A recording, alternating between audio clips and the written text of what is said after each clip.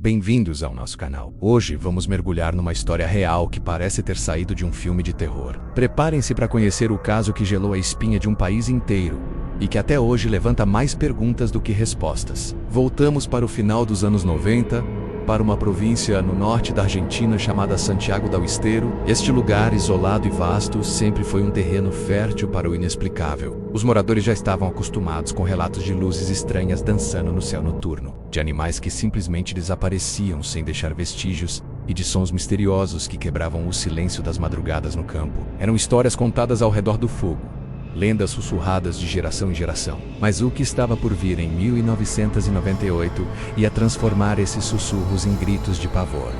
Tudo começou de forma sutil. Um fazendeiro encontrou uma de suas cabras morta no pasto. A princípio pensou ser um predador comum, talvez um puma, mas ao se aproximar percebeu algo bizarro. O corpo do animal estava intacto, sem sinais de luta, mas completamente sem sangue. No pescoço, uma perfuração perfeitamente circular, quase cirúrgica. Nos dias seguintes, o fenômeno se repetiu em outras fazendas. Não eram apenas cabras. Vacas, ovelhas e até cavalos começaram a aparecer mortos nas mesmas condições. Os corpos eram encontrados totalmente drenados de sangue, com essas mesmas marcas precisas e inexplicáveis. O pânico começou a se espalhar como um incêndio. A palavra que todos temiam pronunciar logo voltou a circular, ressuscitada do folclore mais sombrio da América Latina: chupacabras. A criatura, que tinha aterrorizado Porto Rico anos antes, parecia ter encontrado um novo lar na Argentina. As descrições eram conflitantes, como sempre. Alguns diziam que parecia um ser humanoide com espinhos nas costas. Outros juravam ter visto algo parecido com um grande cão com olhos vermelhos brilhantes. A única coisa em comum nos relatos era o medo avassalador que a sua presença causava. Os fazendeiros, desesperados, começaram a organizar vigílias noturnas, armados com espingardas, determinados a proteger o que restava dos seus rebanhos. Mas a criatura era como um fantasma. Ela atacava silenciosamente e desaparecia na escuridão, deixando para trás apenas a morte e o mistério. A polícia local, sobrecarregada com os relatos, tentava acalmar os ânimos. A explicação oficial era simples: histeria coletiva, amplificada por ataques de animais selvagens e pela imaginação fértil do povo. Mas para quem via seus animais mortos daquela forma, essa explicação não era suficiente. Era um insulto. Enquanto a polícia tentava abafar o caso, a notícia chegou aos grandes jornais da capital, Buenos Aires. E foi assim que Luciano Beltrán entrou na história.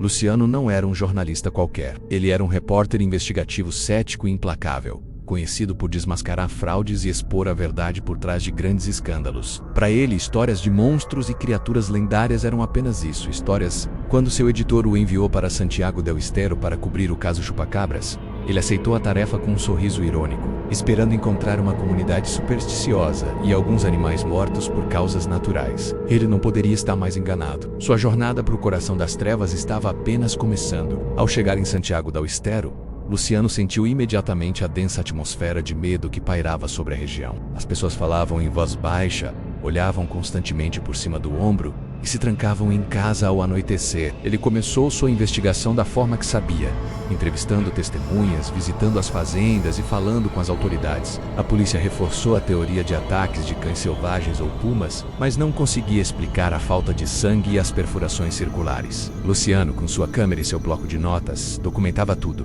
Ele examinou os corpos dos animais. As perfurações eram incrivelmente precisas, cauterizadas nas bordas, como se tivessem sido feitas com um instrumento quente e afiado. Não havia pegadas ao redor dos corpos, nem sinais de luta. Era como se os animais simplesmente tivessem aceitado seu destino. O ceticismo de Luciano começou a vacilar. Uma noite, enquanto entrevistava um velho fazendeiro chamado Ramiro, algo aconteceu. Ramiro, com as mãos trêmulas, contava como havia perdido metade de seu rebanho em uma única semana. De repente, os cães da fazenda começaram a latir desesperadamente. E depois, um silêncio absoluto e assustador tomou conta do lugar. As luzes da casa piscaram e se apagaram. No escuro, um som estranho veio de fora, um zumbido baixo e agudo, quase inaudível, que parecia vibrar no ar. Ramiro agarrou sua espingarda. Luciano, com o coração acelerado, ligou a visão noturna de sua câmera e apontou para a janela. O que ele viu naquela noite mudaria sua vida para sempre. Entre as árvores, movendo-se com uma agilidade sobrenatural, estava uma figura esguia, bípede, com cerca de 1,5 metro de altura. Seus olhos grandes e escuros pareciam refletir uma luz própria. Antes que pudesse focar a imagem, a criatura desapareceu na escuridão, tão rápido quanto apareceu. Luciano voltou para Buenos Aires um homem diferente. Ele tinha as imagens boradas e trêmulas, mas que mostravam algo que não pertencia a este mundo. Ele tinha os depoimentos, as fotos das carcaças, as amostras de tecido que enviou para um laboratório amigo. Seu editor, no entanto, recusou-se a publicar a história como ele a escreveu. Era muito fantástica, muito inacreditável. Eles queriam a versão da história coletiva. Frustrado e obcecado, Luciano decidiu investigar por conta própria. Os resultados do laboratório chegaram e eram ainda mais confusos. O tecido ao redor das perfurações apresentava uma anomalia. As células pareciam ter sido liquefeitas por uma enzima desconhecida, o que explicaria a drenagem rápida e completa do sangue. Não havia saliva de predador, nem vestígios de qualquer animal conhecido. Luciano começou a conectar os pontos. As luzes no céu, os sons estranhos, a tecnologia implícita nas perfurações, a hipótese do chupacabras como uma criatura terrestre começou a parecer menos provável. Ele se aprofundou em relatos ufológicos e descobriu que casos semelhantes de mutilação de gado aconteciam em todo o mundo, sempre associados a avistamentos de OVNIs. Seria o chupacabras não um monstro, mas algo a mais, um drone biológico, um animal de estimação de visitantes de outro mundo? Ou talvez os próprios visitantes?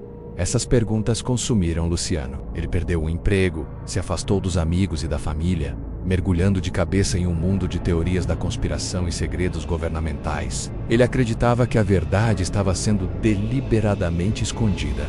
Anos se passaram. Os ataques em Santiago del Estero diminuíram e eventualmente pararam, tão misteriosamente quanto começaram. A história do chupacabras voltou a ser uma lenda, uma história de terror para contar às crianças. Mas para Luciano Beltrán a busca nunca terminou. Ele se tornou uma figura solitária, um caçador de sombras, viajando pelo mundo em busca de respostas, sempre perseguindo aquela figura esguia que viu na escuridão da noite argentina. O caso oficial foi encerrado, arquivado como não solucionado. Mas para os moradores de Santiago del Estero e para um jornalista que viu demais, o mistério continua vivo. O que realmente aconteceu naqueles campos desolados em 1998? Foi um predador desconhecido, um experimento secreto ou algo que veio das estrelas? A verdade, talvez, ainda esteja lá fora, escondida na escuridão, esperando o momento certo para se revelar. E você? O que acha? Deixe sua teoria nos comentários. Acredita em chupacabras ou acha que tudo tem uma explicação lógica? Queremos saber a sua opinião. Se você gostou dessa imersão em um dos maiores mistérios da América Latina, não se esqueça de deixar o seu like, compartilhar com seus amigos e se inscrever no canal para mais histórias inexplicáveis como esta. Ative o sininho para não perder nenhum vídeo novo. Obrigado por assistir e até a próxima.